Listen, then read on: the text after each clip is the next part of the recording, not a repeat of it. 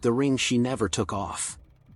Athena had always believed that love was a promise you carved into time with every passing day. She had met Ethan during a stormy summer in Santorini, when she was still healing from a broken engagement, and he was a calm, collected American entrepreneur traveling through Europe to rediscover himself. They were opposites in every way, she, fiery and deeply rooted in her Greek heritage, he, composed, methodical, and full of dreams she hadn't yet learned to question. They married a year later in a quiet vineyard in Napa Valley. 5 years passed. Athena built her design business from scratch, transforming it into an internationally recognized brand.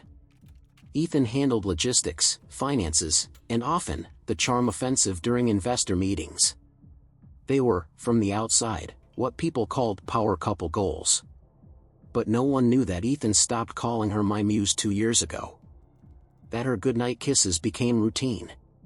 That her perfume no longer made his eyes close. It began with late nights at the office. At first, Athena didn't question it, they were both working hard, building something big. But soon, she noticed how his texts turned from full of hearts and warmth to one-word responses and unread messages. One night, after a photo shoot in Milan, Athena returned home early. Jet-lagged but excited, she had picked up his favorite red wine and was wearing the satin robe he always said made her look like a goddess. When she opened the door to their Manhattan loft, the lights were off, but soft jazz played in the background, not Ethan's style. She followed the music to the bedroom. There, on their bed, was Ethan. With someone else. It wasn't a stranger. It wasn't even someone she hated. It was Zoe, her junior assistant. 23, starry-eyed, always eager to help. Athena had mentored her, defended her, trusted her. Ethan didn't look shocked. Zoe did. Athena didn't scream. She just stood still, holding the bottle of wine like it weighed 1,000 pounds. Her voice was low, almost too calm. "So this is why you stopped coming home early?" Ethan sat up, brushing back his hair like he was fixing a presentation slide. "Athena, listen, it's complicated." "Is it?" she interrupted. "Because it looks pretty simple from where I'm standing." Zoe tried to cover herself with the sheets, stuttering something about not meaning to hurt anyone. Athena dropped the bottle. It didn't shatter, it just thudded, heavy and final, like the end of a symphony.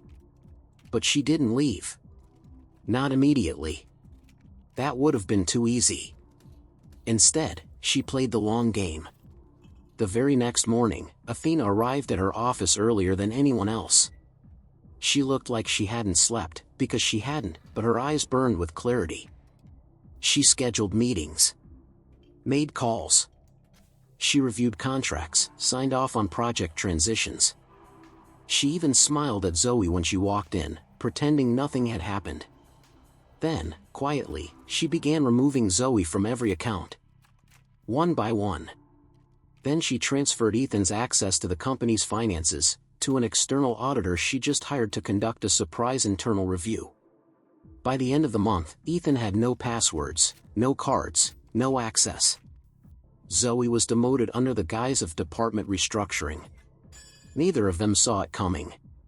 But Athena wasn't finished. For 3 weeks, Athena played the role of a perfectly composed woman. Her public life was untouched, pristine. She posted smiling photos from events, shook hands with investors, and kept showing up in stunning outfits that whispered power.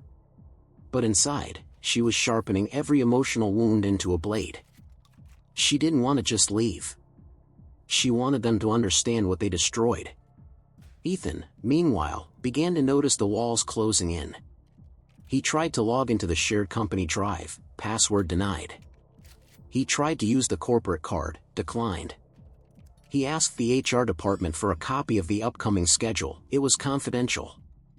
At home, Athena wasn't angry. She was distant. Cold. Perfectly polite. "Oh, you're still using my office chair," she'd say with a faint smile as she walked past him during Zoom calls. "I've been meaning to update the insurance policy. Strange that your name is still on it. By the way, Zoe requested time off. I approved it, permanently." Zoe quit a week later. quietly. No goodbye emails. One night, Ethan finally cracked. "What are you doing, Athena? What are you trying to prove?" She was brushing her hair in front of the mirror. Calm. Almost regal. "I'm not proving anything," she said. "I'm cleaning house. You can't just push me out of everything we built."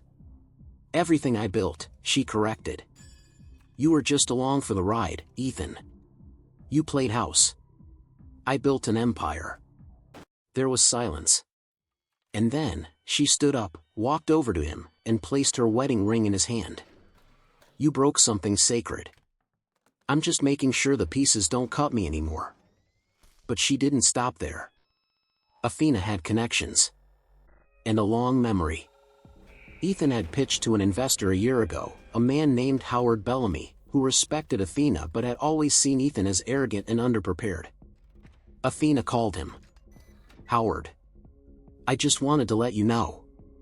Ethan's not with us anymore. Thought you should hear it from me first." Within 24 hours, Ethan's potential deal was off the table. One by one, she closed the doors behind him. And locked them. But revenge wasn't her end goal. Rebirth was. The media never heard the full story.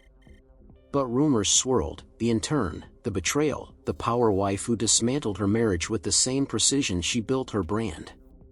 A month later, Athena was interviewed on a podcast titled The Rise of the Modern Woman. The host asked, "How do you move forward after heartbreak?"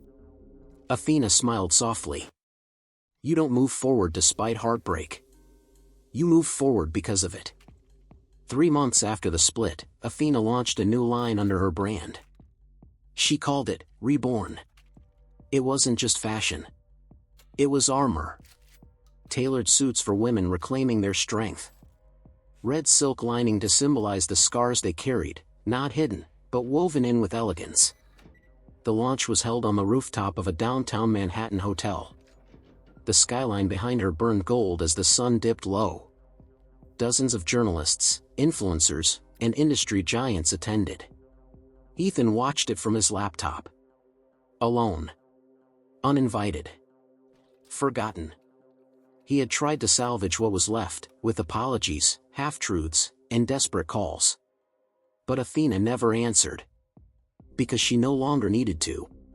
She stood on that rooftop in a crimson blazer, eyes full of fire, as cameras flashed. No ring on her finger. No sorrow in her smile. Only a woman who had walked through betrayal and come out stronger than ever. The end.